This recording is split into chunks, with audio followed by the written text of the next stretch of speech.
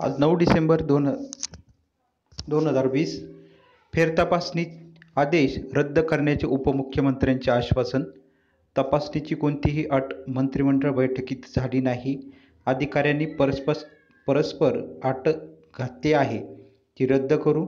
अपक्ष शिक्षक आमदार ॲडव्होकेट सरनाईक पाटील जे आहे शिक्षक भारतीचे, त्याचसोबत इतर जे पदवीधर शिक्षक आमदार आहे यांना आज उपमुख्यमंत्री यांनी आश्वासन दिलेलं आहे. तर त्याविषयी जी प्राथमिक माहिती समोर येत आहे ती आता आपण बघणार आहोत. महाराष्ट्रातील निम्म्यापेक्षा जास्त भागामध्ये आता सर्व शिक्षकांनी तपासणीचे जे कागदपत्र आहे ते शिक्षणाधिकारी जिल्हा परिषद या ठिकाणी जमा केलेले. म्हणजे निम्म्याच्या वरती तपासणीचं काम जे आहे ते शिक्षकांनी सहयोग केला की आपण आमच्यावरती जो आरोप करत आहे की या शाळा बनावट आहे, या शाळा खोट्या आहे, तर ती बाब शिक्षकांनी खोडून काढत ही जी तपासणी आहे त्याला सहयोग केला आणि तपासणीचे कागद जे आहे सरकारला शिक्षकांवरती अविश्वास सरकारने दाखवलेला आहे का हे सर्व खोटं आहे.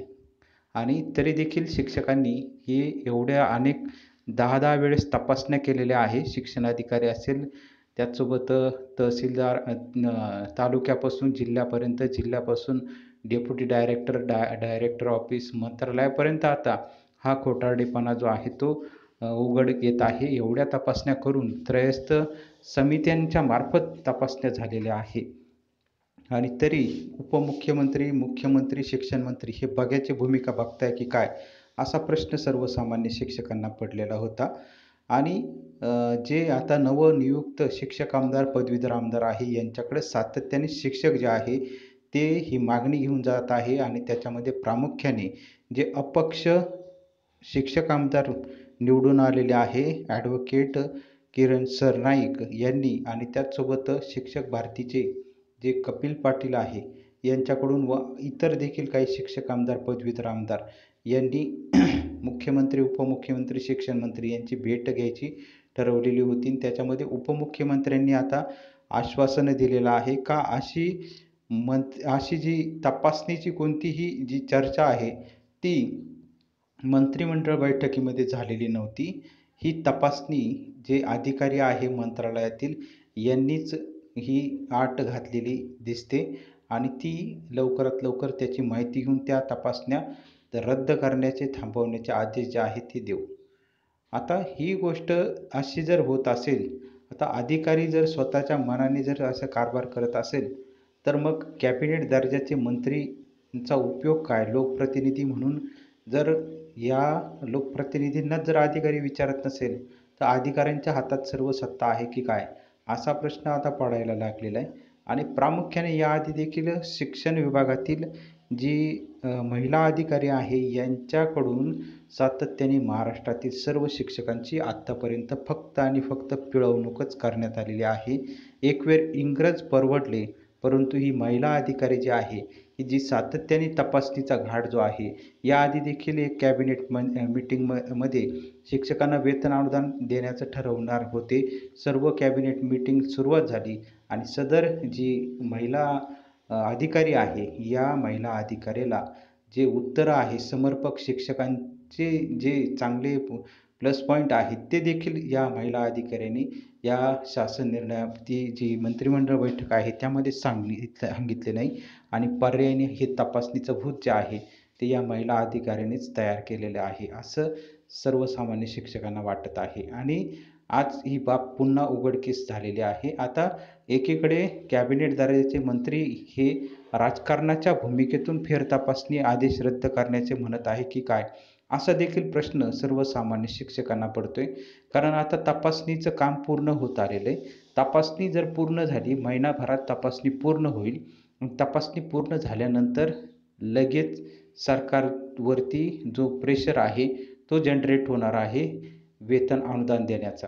त्याच्यामुळं ही तपासणी आणखी दिवस, हे जे भूत आहे तपासणीचं भूत, हे आणखी दिवस शिक्षकांच्या माथी ठेवायचं की काय, या उद्देशातून तर हे वाक्य येत नाही की काय असं देखील, कारण वेतन अनुदान देण्याविषयी काही भूमिका जी आहे ती घेतलेली नाही आहे. फक्त तपासणी रद्द करण्याविषयी सांगितलेलं आहे.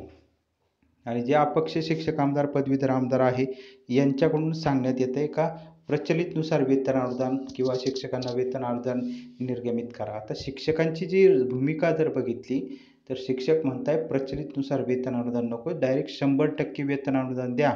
ही भूमिका जी आहे ती शिक्षकांनी मांडलेली आहे. कारण प्रचलितमध्ये परत आपण एखादा शासन निर्णय काढाल आणि ही भूमिका जी मांडलेली आहे ही स्वेच्छाधिकार आणि त्याच्यामध्ये परत शिक्षकांचा पगारमध्ये लटकेल असं होऊ नये. तर याकरिता शिक्षकांनी आता जे येणाऱ्या बोर्डाच्या परीक्षा असतील किंवा इतर जे काही कामकाज असेल याच्यावरती बहिष्कार घालण्याकरिता आत्तापासूनच मूढबांधणी सुरू केलेली आहे.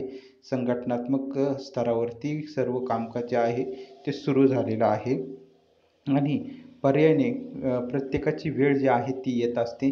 आज तुमची वेळ आहे, उद्या आमची वेळ येणार आहे असं शिक्षकांना देखील कुठेतरी वाटतंय आणि त्याच्यामुळं आता तपासणी जी आहे शिक्षक उलट म्हणताय का तपासणी तुम्हाला आमच्यावरती अविश्वास दाखवला, तुम्ही आम्हाला खोट्यात काढताय, तर तपासणी निश्चित करा कोणत्या शाळा खऱ्या आहे कोणत्या खोट्या आहे. तुम्हीच काय जे आहे ते तुमच्याच हातून होऊ द्या, खरं किती खोटं किती. विनाकारण एखाद्याला बदनाम करायचं आणि पुन्हा नाही म्हणून पडायचं अशी जी भूमिका आपल्याकडून येत आहे तर एकदाचं खऱ्याचं खरं आणि खोट्याचं खोटं होऊन जाऊ द्यात. महाराष्ट्रातील निम्म्यापेक्षा जास्त विभागांची तपासणी ही झालेली आहे आणि हा तपासणीचाच रिपोर्ट वरती गेलेला असेल की शाळा ज्या आहेत त्या खोट्या नाही आहेत, सर्व शाळा खऱ्या आहेत, सर्व विद्यार्थी खरे आहेत, सर्व शिक्षक खरे आहे. आपण जो तपासणीचा घाट घातलेला होता तो पूर्णपणे आता फसलेला आहे असे रिपोर्ट जे आहे ते अधिकाऱ्यांकडून वरती कॅबिनेट दर्जाच्या मंत्र्यांना गेलेले असतील, शिक्षक आमदार पदवीधर आमदार यांच्यामार्फत ते गेलेले असतील आणि त्याच्यामुळं आता परत महाविकास आघाडीचे जे कॅबिनेट मंत्री आहे ते आता परत फेरतपासणी आदेश रद्द करण्याचं आणि मंत्रिमंडळ बैठकीत अशी कोणतीही चर्चा झाली नाही अशी चर्चा करताय की काय असा देखील प्रश्न, याच्यामागे काहीतरी राजकारण आहे की काय असा देखील प्रश्न आता शिक्षकांना उपस्थित होते. कारण राजकारणी जेवढे दिसत आहेत तेवढे सोपे नसतात. फेरतपासणीचा मुद्दा हे परत लावून धरतील आणि परत म्हणतील शासन निर्णय किंवा वेतन अनुदान देताना का अजून यांची तपासणी झालेली नाही आहे, आता परत तपासणी करायची. म्हणजे फक्त वेतन अनुदान लांबवण्याच्या भूमिकेसाठी हा एक मुद्दा जो आहे फेरतपासणीचा तो सरकार आपल्या हातामध्ये ठेवू शकतं आणि या फेरतपासणीवरती शाळा खोट्या आहे असं वारंवार जे आहे ते हा मुद्दा अधिवेशन असेल किंवा इतर ठिकाणी मांडून शिक्षकांना वेतन अनुदानापासून लांब ठेवू शकतं अशी देखील भीती जी आहे ती शिक्षकांनी व्यक्त केलेली आहे.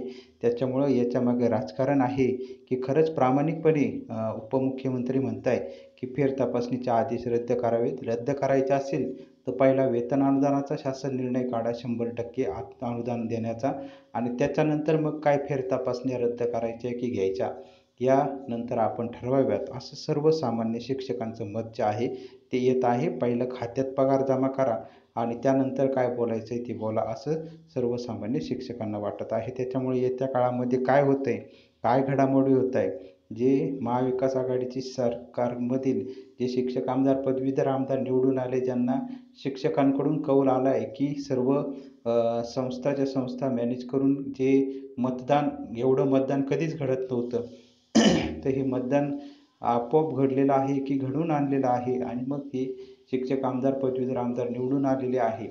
हा मात्र कळीचा मुद्दा आहे. त्याच्यामुळे त्यामध्ये जास्त न जाता हा शिक्षकांच्या खात्यावरती लवकरात लवकर पगार जमा व्हावा याकरिता जी नवीन माहिती येईल तीही आपण वेळोवेळी बघणार आहोत.